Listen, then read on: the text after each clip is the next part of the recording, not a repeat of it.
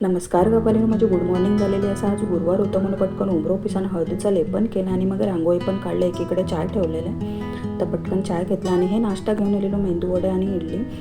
तर हे मनाक लागलं चल पटकन नाश्ता करून घेऊया. एका व्हिडिओमध्ये एवढं आवडत नाही, पण तरी पण मनाक लागलं का घेऊचं असलं तर घेऊ शकतो. म्हटलं ठीक आहे चालत. बरं तुमचं व्हिडिओ घेतं आहे आणि रुद्र पण मनाक लागलं वहिनी माझं पण घे.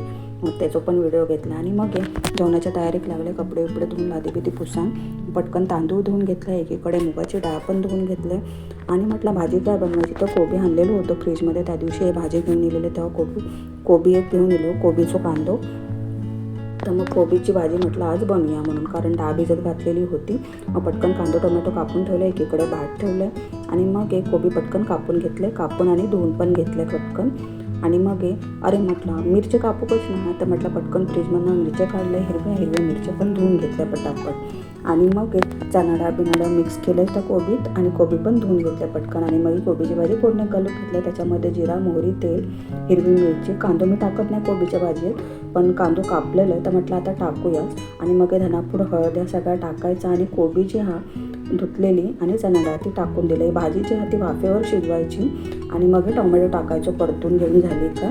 आणि मग ही जी भाजी जी आहे ना ती पूर्ण वाफेवर शिजून घ्यायची. कोबीची भाजी लय भारी बनता आणि कोबीची भाजी तयार होतीलेली. तर म्हटलं एकीकडे पटकन डाळ पण शिजत देऊया, फोडण्यात घालूया म्हणून मग पटकन जी मुगाची डाळ पण फोडण्यात घातलेलं आहे आणि कोबीची भाजी पण होतीलेली. कोथिंबीर कापून ठेवलेलं आहे धुवून, तर मग कोथिंबीर वरसून टाकलं आणि चवीनुसार मीठ टाकले. कोबीची भाजी झाली तयार.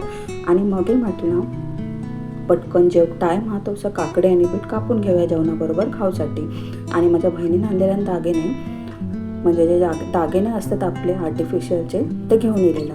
तर म्हटलं आता हे सगळं पसारू झालेलं, तर म्हटलं पटकन तुमका पण दाखवूया. हे सगळे दिलेले आहेत ना दागिने, ते त्यांनाच दिलेले आहेत. आणि हे जे कानातले बिनातले आणि बांगडे जे आहेत ट्रेंडिंगवाले, ते मी पेनमधनं घेतलेले. आणि कानातले जे होते हिरव्या कलरचे ते मी जत्रेतनं घेतले. आणि ह्यो जो आरसा तो पण मी पेनमधनंच घेतलेला. ही पिशवी त्यांनाच दिलेली असं. आणि हा किचन पण म्हटलं ह्या सगळं व्यवस्थित लावून ठेवूया, डब्यांमध्ये भरून ठेवूया, म्हणजे माझ्या बारक्या बायकांनी दिलेला असा.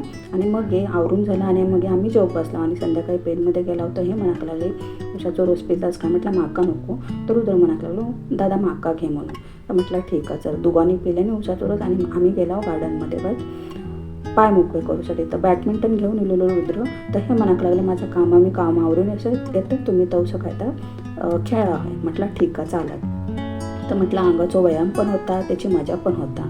आणि मग निघताना हे म्हणाक लागले काय खाताच का. म्हटलं काय खायत नाही, पण मग ह्यानं रुद्रन घेतले आणि फालुदा आणि मी घेतलेले बदाम शेक आणि त्याने घेतलेले आणि लस्सी. बाकी तुम्ही सगळी कशी असते नक्की सांगा. भेटाय उद्या जेवढे, तोपर्यंत बाय बाय.